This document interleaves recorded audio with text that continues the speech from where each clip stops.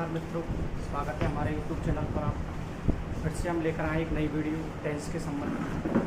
First part में हमने जाना था कि टेंस आखिरकार होता क्या है। फर्स्ट पार्ट में हमने स्टेप 1 और स्टेप 2 को कवर किया था। स्टेप 1 में हमने टाइम को समझा था और स्टेप 2 में हमने एक्शन को समझा था। आज हम स्टार्ट करेंगे अपनी जर्नी स्टेप 3। स्टेप 3 में टाइम और एक्शन का क्या रिलेशन है उसको समझने का प्रयास करेंगे मित्रों। अच्छा मित्रों, हमारी वीडियो अगर आपको पसंद आती है तो इसको फेसबुक जितने भी आपके सोशल मीडिया पर शॉर्ट डाउन पर शेयर करें और हमारे चैनल को सब्सक्राइब करें। वीडियो अच्छा लगे तो लाइक करें और कमेंट करें, ये बताएं कि हमारा प्रयास कैसा रहा। हमने देखा था कि उसमें फर्स्ट पार्ट में हमने देखा था कि स्टेप 1 फर्स्ट पार्ट में हमने मित्रों स्टेप 1 और स्टेप 1 को समझा था कि स्टेप 1 किसके रिलेशन में था, टाइम के रिलेशन में था। स्टेप 1 जो था हमारा टाइम के रिलेशन में था और स्टेप 2 जो था हमारा वो एक्शन के रिलेशन में था। सर एक मिनट,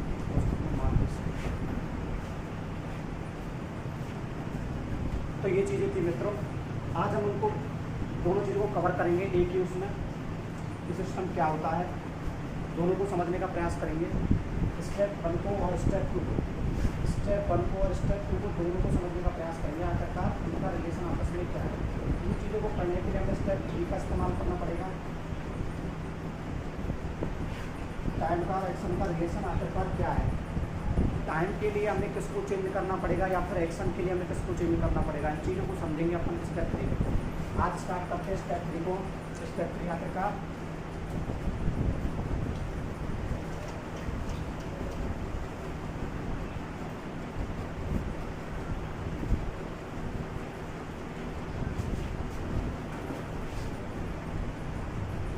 डियर स्टूडेंट समझने का प्रयास करना। स्टेप 3 को समझेंगे आज। अच्छा एक बात बताओ, स्टेप 3 का जो हमारा फॉर्मूला है वो रहेगा स्टेप 1 वर्सेज स्टेप 2। मतलब स्टेप 1 वर्सेज मतलब स्टेप 2 ये है कि टाइम वर्सेज एक्शन क्या है, इनको समझने का प्रयास करेंगे आज। आज की जो हेडिंग रहेगी वो ये रहेगी, इन दोनों का आपस में रिलेशन क्या है, किसके अकॉर्डिंग किसको चेंज करना पड़ेगा, किसके अकॉर्डिंग किसको चेंज नहीं करना पड़ेगा। जो चीज़ चेंज करने लायक है उसी को चेंज करेंगे हम, हमारे हिसाब से चीज़ों को नहीं बदलेंगे। एक्चुअली जो चीज़ बदलने लायक है उन्हीं को बदलने का प्रयास किया जाएगा। अच्छा देखो, एक सेंटेंस में लिखता हूँ इसी के अकॉर्डिंग, मतलब टाइम और एक्शन का जो रिलेशन है उसको हम सेंटेंस में समझने का प्रयास करेंगे कि क्या है, एक्चुअल रिलेशन क्या होता है। जैसे मैं लिखता हूँ ही कम्स हियर।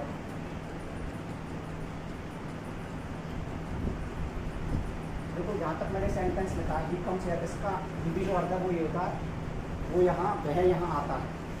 ठीक है, वह यहाँ आता है। अच्छा इसके बाद अगर मैं इसको सेंटेंस को आगे बढ़ा देता हूँ, मैं कर देता हूँ उसमें यस्टरडे, उसमें आगे क्या कर देता हूँ मैं यस्टरडे कर देता हूँ। ही कम्स हियर यस्टरडे, हमारा जो सेंटेंस है वो ये है, ही कम्स हियर यस्टरडे। अच्छा अब इनमें पहले तो हमें टाइम को पहचानना होगा, टाइम कौन सा है। देखो यस्टरडे जो है हमारा कौन सा टाइम है, पास्ट टाइम है, ये हमारा पास्ट टाइम है। ठीक है, अच्छा एक बात बताओ, ही कम्स हियर कहीं यहाँ आता है, यहाँ तक तो इन्फॉर्मेशन है टेंस की केवल और केवल जो स्पीकर है वो इन्फॉर्मेशन दे रहा है। क्या इन्फॉर्मेशन दे रहा है, वो ये इन्फॉर्मेशन देने का प्रयास कर रहा है कि वो यहाँ आता है। यहाँ पे कोई एक्शन नहीं है, मैं डियर समझने का प्रयास करना। जो चीज़ें एक्चुअल मीनिंग को समझो, एक्चुअल मीनिंग क्या है।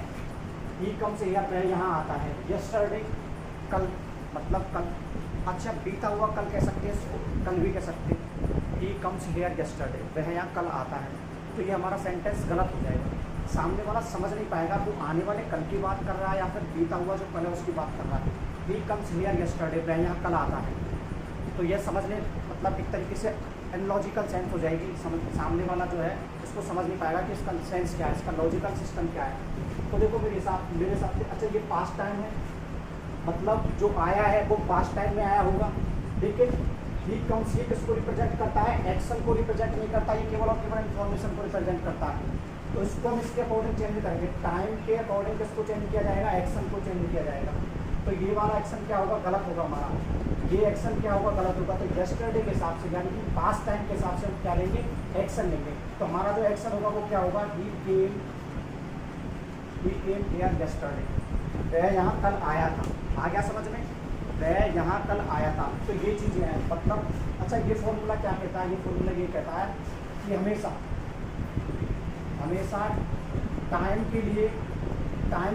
टाइम के अकॉर्डिंग क्या आएगा, एक्शन आएगा। हम एक्शन के लिए टाइम को चेंज नहीं कर सकते, समझ रहे, हम टाइम के लिए एक्शन को चेंज नहीं कर सकते, केवल और केवल हम किसको चेंज करेंगे, केवल और केवल हम एक्शन को चेंज करेंगे। देखो यहाँ पे हमारा टाइम का पास्ट का टाइम का यस्टरडे है, इसके लिए हमने जो है चीज़ों को पास्ट में बदला है, समझ रहे हो मेरी बात को, चीज़ों को पास्ट में बदला है। हमने यूज़ किया था कम्स की जगह हमने क्या यूज़ किया है, 20 सेकेंड यानी कि पर सेकेंड का यूज़ किया, समझ रहे इस बात को। ये चीज़ होगी, यहाँ तक सबका क्लियर होगा, आई थिंक मुझे लगता है क्लियर होगा। ये अपन का पॉइंट 1 हो जाएगा, स्टेप 3 में कौन सा हो जाएगा, पॉइंट 1, स्टेप 3 में ये हो जाएगा पॉइंट 1। इसी के हिसाब से पढ़ने का प्रयास करना, इससे चीज़ों को समझना बहुत ज़्यादा आसान हो जाए। ये अपन का पॉइंट 1 हो जाएगा। यहाँ तक सबकी समझ में आ गया होगा कि टाइम के अकॉर्डिंग ही एक्शन आएगा। टाइम की बेटा टाइम की मजाल नहीं है, सॉरी एक्शन की मजाल नहीं है कि वो टाइम को ओनली कर सके। टाइम की इतनी मत है कि वो एक्शन को चेंज कर सकता है। वाकई हमने सेंटेंस में देखा है कि टाइम ने एक्शन को चेंज कर दिया, टाइम के अकॉर्डिंग ही एक्शन आएगा। तो ये चीज़ें होती हैं। यहाँ तक सबका क्लियर हो गया होगा। अच्छा अगला स्टेप पड़ता है, इसमें पॉइंट 2 पढ़ेंगे, सॉरी स्टेप 3 में हम पॉइंट 2 को समझने का प्रयास करेंगे। पॉइंट 2 क्या होता है, पॉइंट 2 ये कहता है, पॉइंट 2 का रिलेशन किसके मैटर में है, पॉइंट 2 का जो रिलेशन है उसको समझेंगे। अच्छा टाइम की बात करते हैं, टाइम का सिस्टम क्या है। टाइम जो होता है 2 भागों में बटा हुआ होता है, एक होता है पॉइंट ऑफ टाइम। क्या होता है my dear, point of time मतलब एक टाइम का जो है सिस्टम पॉइंट के रूप में होगा। जैसे अपन कह सकते हैं 7 बजे, समझ रहे हो, 7 बजे, 8 बजे, इस प्रकार जो हमारा होगा वो क्या होगा, पॉइंट ऑफ टाइम, मतलब एक क्षण के लिए, मतलब एक पॉइंट होगा। दूसरा जो होगा इसका दूसरा टाइम दूसरा भाग बटा हुआ होता है ड्यूरेशन ऑफ टाइम। किसके रूप में बटा हुआ होता है, ड्यूरेशन ऑफ टाइम। दूसरा बटा हुआ होता है ड्यूरेशन ऑफ टाइम। जैसे अपन कह सकते हैं वीक, समझ रहे हो, वीक कह सकते हैं, और आवर्स के रूप में उसको कर सकते हैं। जैसे अपन कर दो यस्टरडे, कल में 24 घंटे हो जाएंगे, इस प्रकार। जैसे सप्ताह के रूप में उसको हम कह सकते हैं सप्ताह, मंथ, समझ रहे हो, ठीक है, मंथ हो जाएगा।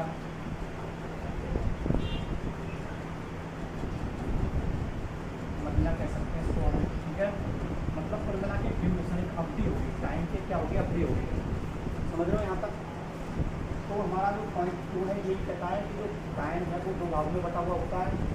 एक तो होता है पॉइंट ऑफ टाइम, दूसरा जो बेटा पार्ट होता है वो कौन सा होता है, ड्यूरेशन ऑफ टाइम। तो पॉइंट ऑफ टाइम एक निश्चित समय होता है, फिक्स पॉइंट होता है टाइम का।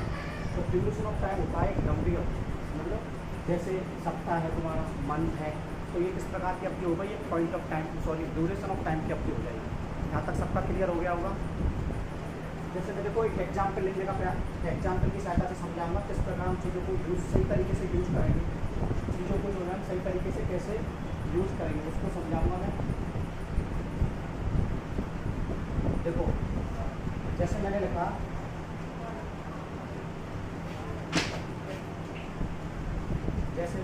आई वॉज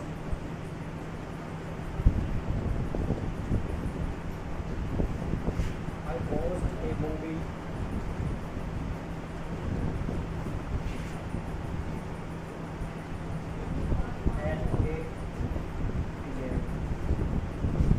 ठीक है।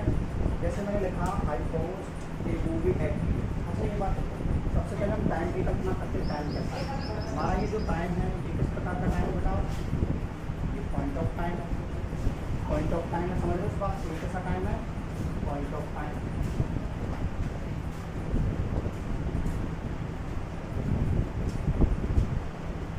ये पॉइंट ऑफ टाइम की उसमें मेथड में मतलब 8 बजे। अच्छा एक बात बताओ, मूवी जो होती है वो कम से कम मिनिमम 2 आवर्स की तो होती है, 1.5 घंटे की भी हो सकती है, 2 घंटे की हो सकती है। अच्छा एक बात बताओ, 8 तो एक पॉइंट ऑफ टाइम है, कुछ क्षण के लिए बजेगा 8 तो कुछ क्षण के लिए बजेगा। एक बात बताओ कि एक चीज़ को खुद ही समझो तो खुद ही लॉजिक लगाओ कि 2.5 घंटे की या फिर 2 घंटे की मूवी उसने 8 बजे मतलब एक पॉइंट ऑफ टाइम में देख ली, इसका मतलब ये लॉजिकल सेंस है।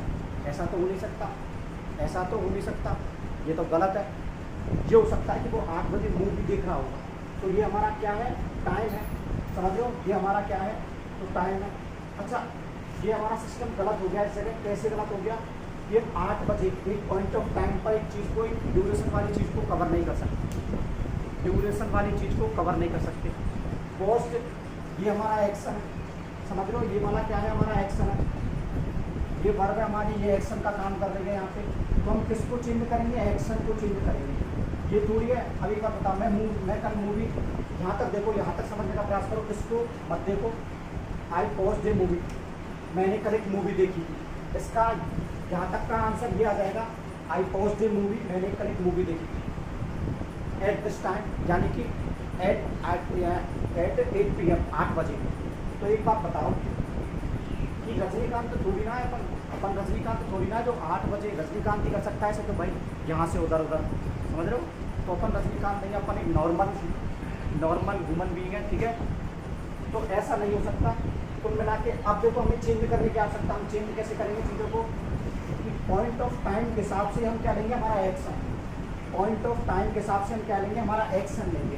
हमारा जो एक्शन होगा वो किसके हिसाब से होगा, पॉइंट ऑफ टाइम के हिसाब से होगा। तो मैं क्या कर सकता हूँ उसकी जगह, आई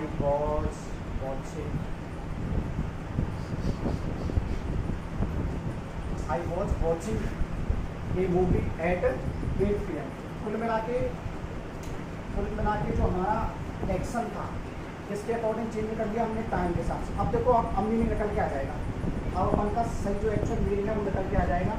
क्या निकल के आ जाएगा, इसके हिसाब से हमने चीज़ों को चेंज कर दिया, इसके अकॉर्डिंग चीज़ों को क्या कर दिया, चेंज कर दिया। देखो, आई वॉज वॉचिंग, मैं देख रहा था एक मूवी एट 8 PM, मतलब 8 बजे मैं एक मूवी देख रहा था।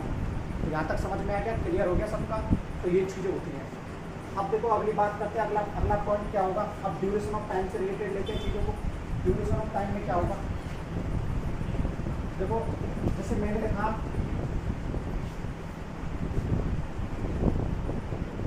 आई वॉज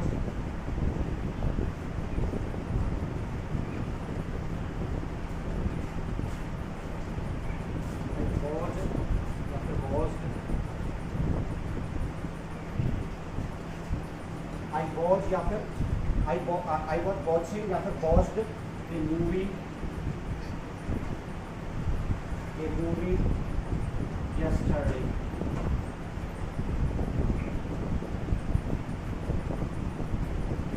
समझ रहे हो, ये वाला सेंटेंस लिखा है, मतलब पहले वाले में क्या था कि हमने पॉइंट ऑफ टाइम के हिसाब से एक्शन को चेंज कर लिया, और किया क्या है कि हमने यही है किया भैया, हमने यही वाला मेथड है केवल और केवल कि टाइम के अकॉर्डिंग क्या आएगा, एक्शन आएगा, टाइम के अकॉर्डिंग क्या आएगा, एक्शन आएगा। एक्शन की बेटा, एक्शन की मजाल नहीं कि वो, एक्शन की हिम्मत नहीं है कि वो बेटा उसको चेंज करते टाइम को। तू ध्यान नहीं दे रहा भाई, ध्यान दे, समझने का प्रयास कर चीज़ों को। तो ये चीज़ें होती हैं, ध्यान दो बेटा। तो अब यहाँ पे हम देखते हैं नेक्स्ट सेंटेंस में। अच्छा ये बताओ, ये वाला किस प्रकार का टाइम है, ये वाला जो टाइम है वो किस प्रकार का टाइम है, ये वाला जो टाइम है हमारा, ये ड्यूरेशन टाइम है, ड्यूरेशन, समझ लो ड्यूरेशन टाइम कैसे भाई, यस्टरडे बीता हुआ कल, इसका मतलब 24 घंटे, नॉर्मल सी बात है 24 घंटे। अच्छा एक बात बताओ, अगर मैं यहाँ पे देखूँ आई was watching a movie yesterday, इसको हटा देता हूँ मैं, अब माना किसको हटा दिया मैंने, अब मैंने क्या पढ़ा, आई was watching a movie yesterday, ये एक ड्यूरेशन ऑफ टाइम है, मतलब मैंने कल एक मूवी देखी थी सारे दिन। मूवी की एक लिमिट से 2.5 घंटे की, 2 घंटे की एक मूवी है। तो एक बार बताओ, क्या तूने पूरे 24 घंटे मूवी देखी? ऐसा तो नहीं है, ये तो गलत, ये तो इलॉजिकल बात हो जाएंगी, इलॉजिकल सेंस हो जाएगी।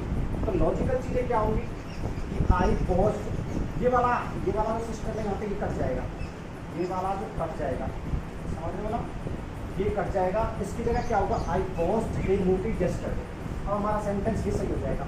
इसके हिसाब से हमारा, इसके हिसाब से ये वाली चीज़ क्या हो जाएगी, सही हो जाएगी। समझ रहे हो, I watched A movie yesterday, समझ रहे हो ना, तो ये बातें हो जाएंगी, I watched A movie yesterday. यहाँ तक क्लियर है सभी का। मैंने कल एक मूवी देखी, देख ली होगी भाई, 2.5 घंटे की मूवी है, 24 घंटे में तुमने देख लियो, सही बात है, लॉजिकल बात है। लॉजिक मतलब मीनिंगफुल सेंस आ रहा है, लॉजिकल सेंस आ रहा है, तो यहाँ तक सबका क्लियर है। अच्छा, एक सेंटेंस और समझना, मैं इसको उधर लिख रहा हूँ, एक सेंटेंस हम समझना, इसी से रिलेटेड है। मैंने लिखा,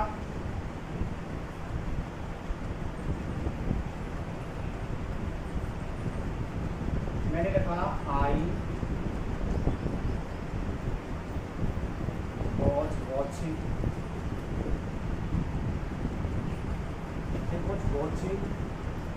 या फिर वॉच्ड,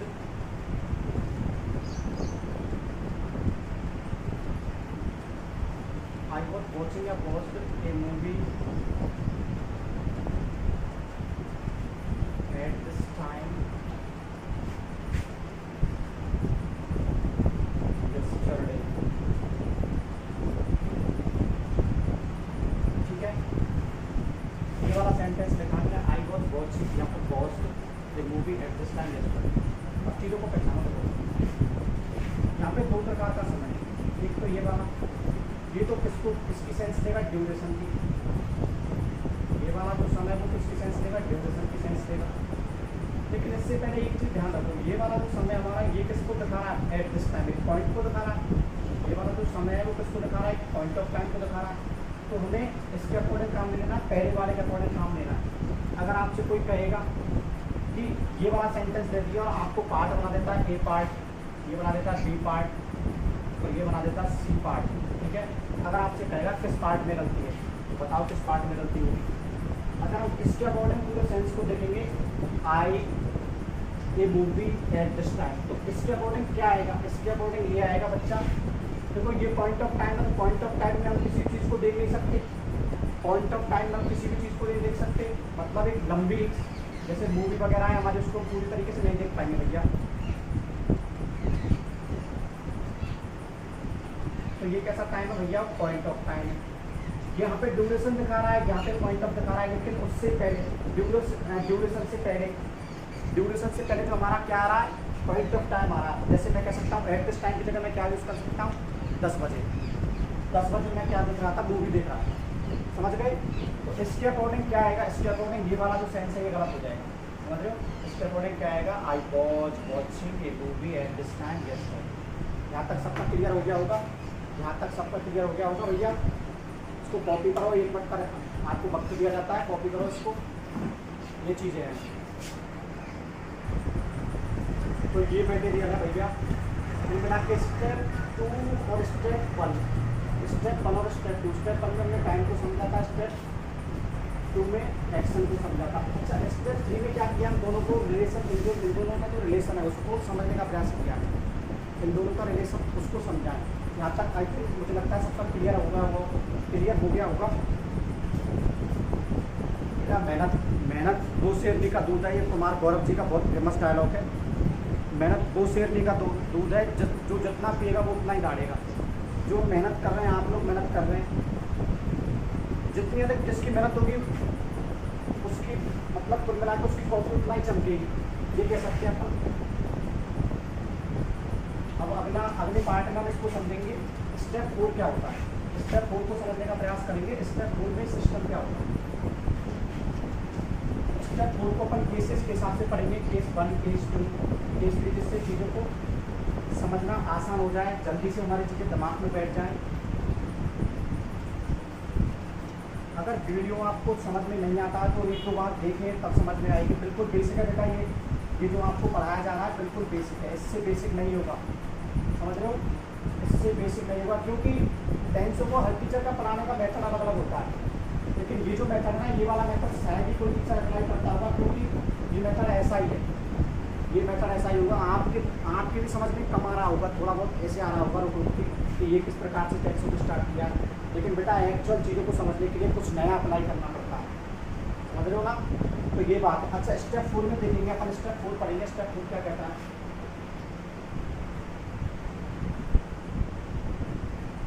स्टेप 4 में पढ़ेंगे अपन वर्ब के बारे में पढ़ेंगे।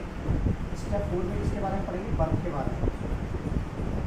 वर्ब से संबंधित जानकारियों को जुटाने का प्रयास करेंगे।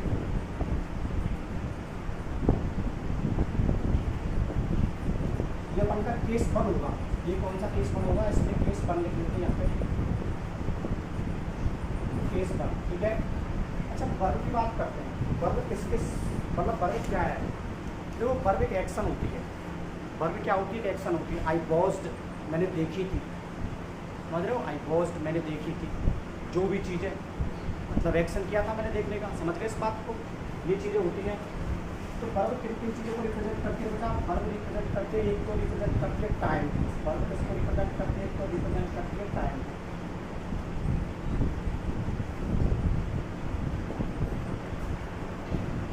रिप्रेजेंट ऑफ टाइम, ठीक है। और दूसरी चीज़ रिप्रेजेंट करती है किसको, ये दूसरे में रिप्रेजेंट करती है रिप्रेजेंट ऑफ एक्शन, मतलब एक्शन को रिप्रेजेंट करती है।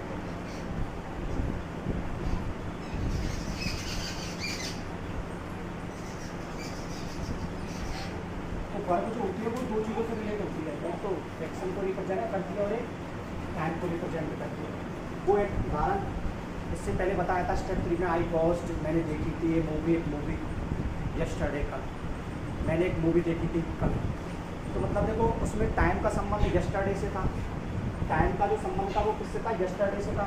और एक्शन जो देखने का एक्शन किया, एक्शन जिसको हमने क्या किया, देखने का काम किया। तो समझ गए इस बात को। वर्ब वॉच, देखना तो वर्ब थी, वो वर्ब किसका काम कर रही है, एक्शन का काम कर रही है, समझ गए, ये चीज़ें होती हैं। अच्छा उसके बाद केस 2 में देखेंगे अपन वर्ब किस किस का काम और करती है। केस 2 में पढ़ेंगे इन चीज़ों को। केस 2 में क्या करती है वर्ब, केस 2 में एक काम करती है भैया वर्ब,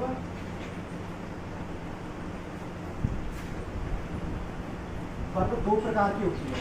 कितने प्रकार की होती है, दो प्रकार की, वैसे तो कई सारे, लेकिन अपन को इस स्टेप 4 के लिए कौन मतलब कितने टाइप पढ़ने पड़ेंगे, वो दो टाइप हैं। कौन कौन से, वो देखो पहला टाइप अपन का एक होती है हेल्पिंग वर्ब,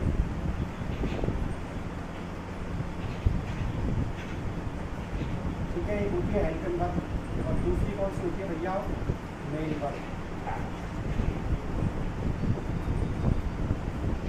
वो होती है एक हेल्पिंग वर्ब और एक मेन वर्ब, ठीक है। हेल्पिंग वर्ब और मेन वर्ब को जब जोड़ेंगे अपन, हेल्पिंग वर्ब को जब मेन वर्ब को जोड़ेंगे तो ये पूरा क्या कहलाएगा, कंपाउंड बन जाएगा, जिसको कह सकते हैं वर्ब कंपाउंड कह सकते हैं। इसको क्या कह सकते हैं, verb compound.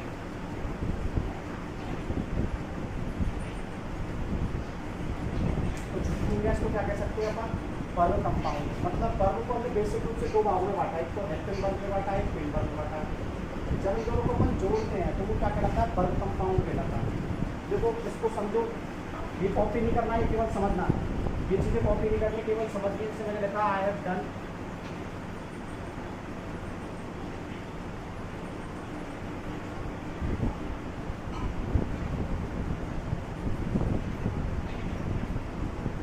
I have done my work. देखो हैव, ये एच पी हो जाएगी, ये एम भी हो जाएगी, समझ गए। तो ये चीज़ें होती हैं, मैंने मेरा काम कंप्लीट कर लिया, I have done my work, मैंने मेरा काम कंप्लीट कर दिया। देखो अब इन दोनों को जोड़ के तभी तो टेंस निकल के आएगा। ये किसको दिखा रही है, एच बी, ये फर्स्ट है, ये बी फर्स्ट है, ये क्या है, बी फर्स्ट है, और वो क्या है, बी थर्ड है। मतलब ये वाली जो फॉर्म है ये किसकी फॉर्म है, वर्ब प्रेजेंट फर्स्ट की, ठीक है।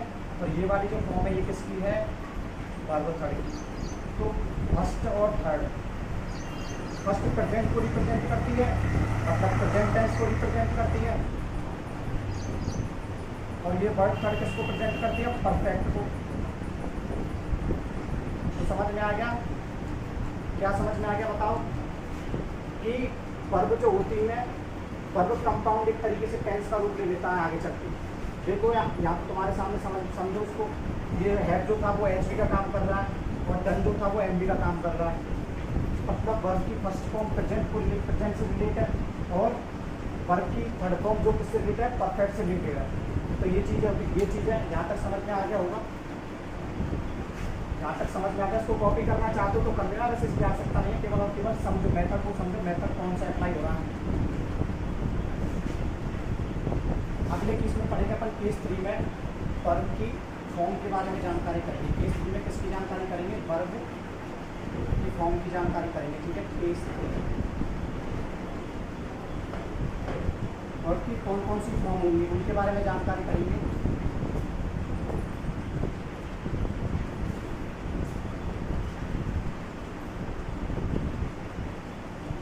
वर्ब की कौन कौन सी फॉर्म होगी। अच्छा एक बात बताओ, वर्ब की जो फॉर्म है उनको समझते हैं पहले। तो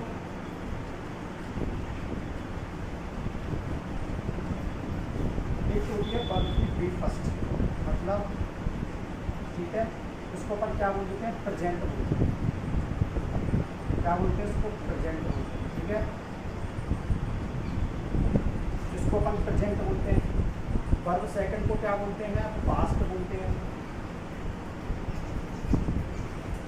वर्ब थर्ड को क्या बोलते हैं अपन, बेटा वर्ब थर्ड को बोलते हैं परफेक्ट। क्या बोलते हैं, फ्यूचर मत करते हैं ना, मुझे पता है आपने फ्यूचर ही आया हुआ, आपकी जो मदर टंग है उस पर आपने फ्यूचर इस्तेमाल किया हुआ, शायद हो सकता है प्रेजेंट, पास्ट और फ्यूचर। नहीं बेटा, वर्ब थर्ड जो होते हैं वो परफेक्ट का सेंस देते हैं। यहाँ तक क्लियर। अच्छा अगला पढ़ते हैं। अब यहाँ तक तो शायद क्लियर हो गया होगा। अब देखो एक जो आप पढ़ते हो उसको वर्ब फोर कहते हो, लेकिन बेटा वो फोर नहीं होगी। वर्ब फर्स्ट में अगर अपन आईएनजी लगाते हैं, ये वाला मेथड अब इम्पोर्टेंट है समझने के लिए, ठीक है। तो ये वाला जो सिस्टम है ये क्या होगा, गलत होगा। इसको वर्ब फोर नहीं कहेंगे, इसको क्या कहेंगे, कॉन्टिन्यूअस फॉर्म वाली वर्ब कहेंगे। कॉन्टिन्यूअस वाली फॉर्म कहेंगे, ठीक है। कॉन्टिन्यूअस फॉर्म कह सकते हैं इसको, या फिर कॉन्टिन्यूअस फॉर्म कर लो, ठीक है। ये कॉन्टिन्यूअस फॉर्म से रिलेटेड करेंगे। अच्छा एक जो होती है लास्ट वाली, एक और होती है जिसको अपन वर्ब 5 ना बेटा, उसको क्या बोलेंगे, उसको भी हम वर्ब के अलग कॉन्सेप्ट में समझेंगे। वो वर्ब 5 नहीं होगी। इसको बेटा 5 मत कर देना, B5 मत कर देना, ठीक है। इसको B5 मत करना। देखो बी फर्स्ट पे क्या होता है, बी फर्स्ट पे हम एस या ई एस लगाते हैं। बी फर्स्ट पे अपन क्या लगाते हैं, एस या ई एस लगाते हैं। बी फर्स्ट पे अपन क्या लगाते हैं, एस या ई एस लगाते हैं। तब क्या होता है कि वो जो वर्ब जो बनती है, ये वाली जो फॉर्म बनती है, ये वाली जो वर्ब की फॉर्म बनती है, ये कौन सी फॉर्म होगी,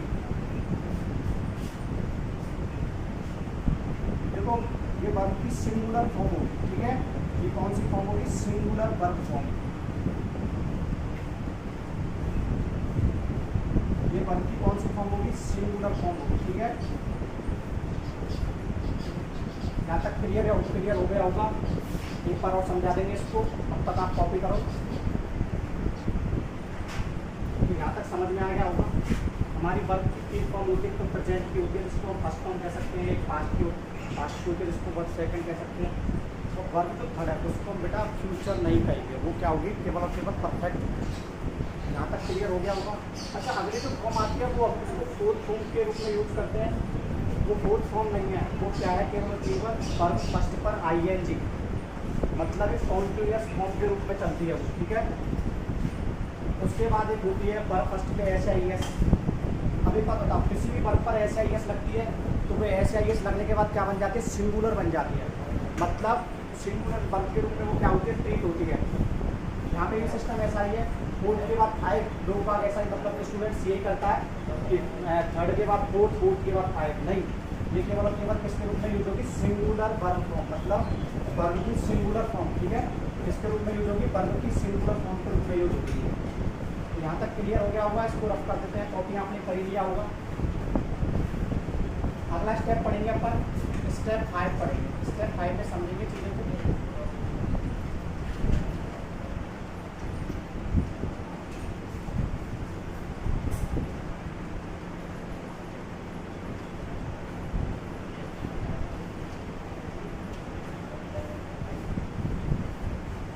है, स्टेप 5 में समझेंगे स्टेप 5 क्या है। अच्छा एक बात बताओ, मैंने अभी एक सेंटेंस लिखा था, समझा? उसको कॉपी नहीं करना है, केवल और केवल समझना है इसको क्या है ना। मैंने एक सेंटेंस लिखा था, आई हैव डन, देखो ये वाला सेंटेंस लिखा था मैंने,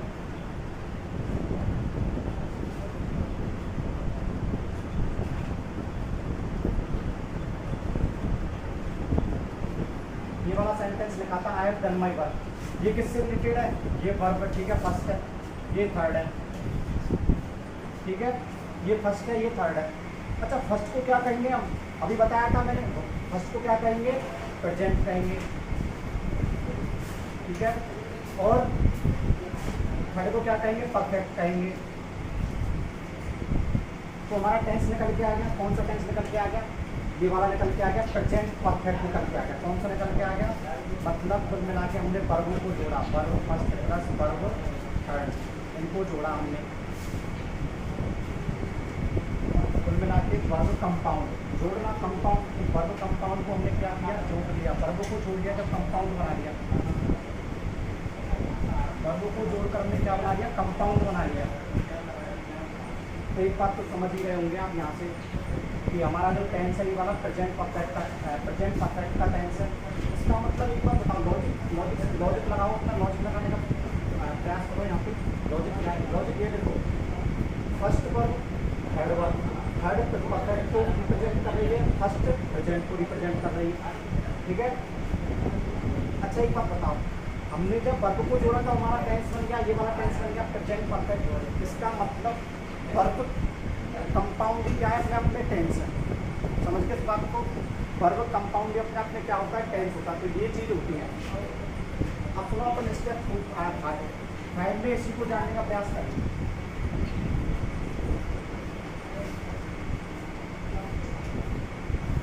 बेटा ध्यान से पढ़ना है इस वीडियो को, आपके बिल्कुल मैं वादा करता हूँ अपने आप से और आपसे भी, मैं कसर बिल्कुल नहीं छोड़ूंगा आपके, अगर आप बिल्कुल बरकरार मेहनत करोगे तो। स्टेप 5 में जानने का प्रयास करेंगे कि वर्ब कंपाउंड टेंस कैसे है, वर्ब कंपाउंड टेंस कैसे है।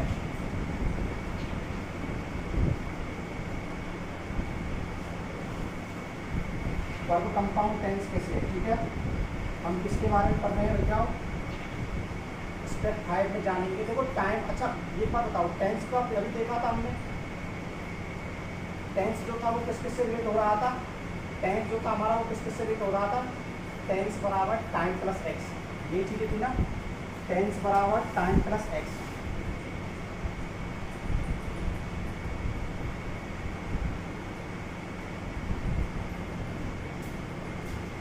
टेंस बराबर टाइम प्लस एक्स, ये चीज़ें थी, ठीक है।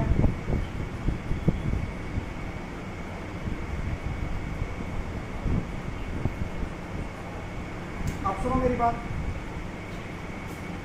ये चीज़ समझो छोटी सी।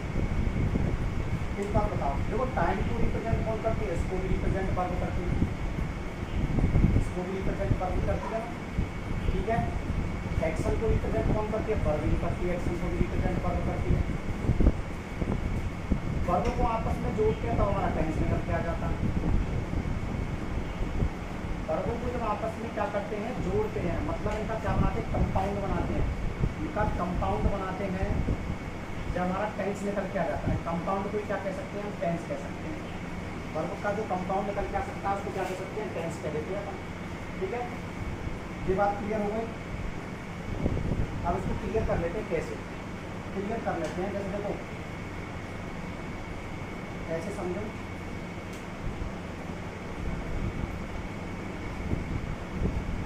he is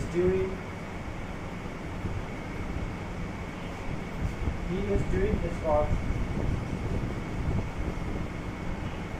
ठीक है, ऐसे समझो। देखो एक वर्ब तो ये रही, एक वर्ब तो ये रही बेटा, ठीक है। एक वर्ब अपन की ये रही, ये वर्ब फर्स्ट पे आईएनजी है, ये वर्ब फर्स्ट पे क्या है? आईएनजी वाली प्रोसेस है। अच्छा एक बात बताओ, वर्ब फर्स्ट जो आईएनजी दिखाती है वो किसको दिखाती है? वो किसको दिखाती है? कॉन्टिन्यूअस फॉर्म को दिखाती है। वो किसको दिखाती है? कॉन्टिन्यूअस फॉर्म को दिखाती है ना। ये कॉन्टिन्यूस फॉर्म को दिखाती है। अच्छा ये वाली जो है, ये वाली कौन सी, ये फर्स्ट मैंने बताया था अभी किसको दिखा रही थी, प्रेजेंट को दिखा रही थी। दोनों को जोड़ दो, तुम्हारा जो पाइप निकल के आ जाएगा, मतलब टेंस निकल के आ जाएगा, वो कौन सा निकल के आ जाएगा, प्रेजेंट कॉन्टिन्यूस। आ गया ना मैम निकल के। तो वर्ब का ये कॉम्बिनेशन टेंस है, एक तरीके से अपन ये कह सकते हैं, वर्ब का जो कॉम्बिनेशन है वही टेंस है।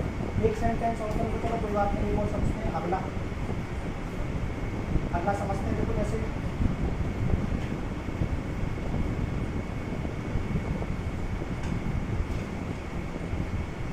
they have done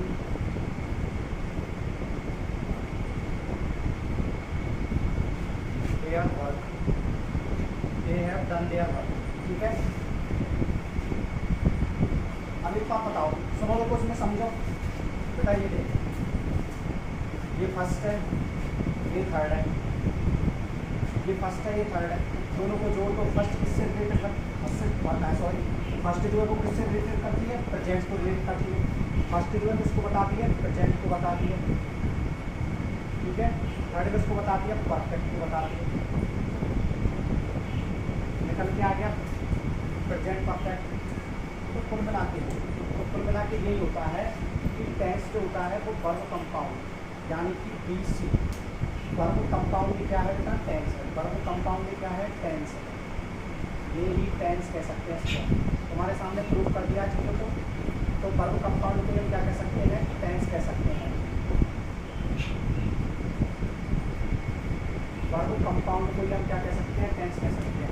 तो स्टेप 1 में हमने सबसे पहले किसको जाना था, टेंस से पहले अपन ने स्टेप 1 में जाना था टाइम को। स्टेप 2 में एक्शन को, रिलेशन को जाना था।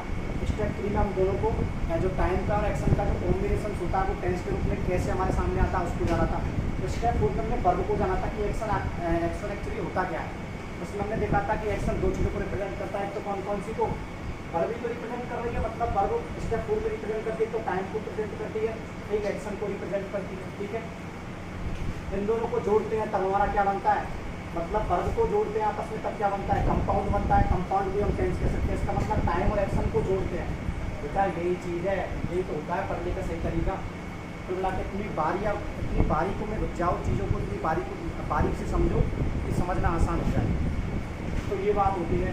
हमने टेंस के टाइम और एक्शन को जोड़ दिया तो हमारा टेंस निकल जाएगा। टाइम का रिलेशन वर्ब से, एक्शन का रिलेशन वर्ब से, दोनों वर्बों को जोड़ा तो वर्ब कंपाउंड यानी कि BC ओवरऑल क्या होता है, टेंस होता है। ये जो एग्जाम्पल इसमें अपन ने इन चीज़ों को क्लियर कर ही लिया है, तो यहाँ तक समझ में आ गया होगा। अगला स्टेप अपन कल पढ़ेंगे। स्टेप 3 को किसमें पढ़ेंगे बेटा, कल पढ़ेंगे। स्टेप 3 क्या चीज़ होती है वो कल पढ़ेंगे। वीडियो को पॉज करके बार बार से समझने का प्रयास करना, एग्जाम्पल हमको नोट करना। और अगर हमारा वीडियो वाकई तुम्हें पसंद आए, अगर तुम्हें ऐसा लगे कि ये कंटेंट सबसे अलग हटके है, तो हमारी जो वीडियो है उसको शेयर करना। दोस्तों मैं यही चाहता हूँ कि आपका समय बर्बाद ना हो, चीज़ों को समझना आसान हो जाए। धन्यवाद मित्रों, साथ बनाए रखने के लिए। नमस्कार।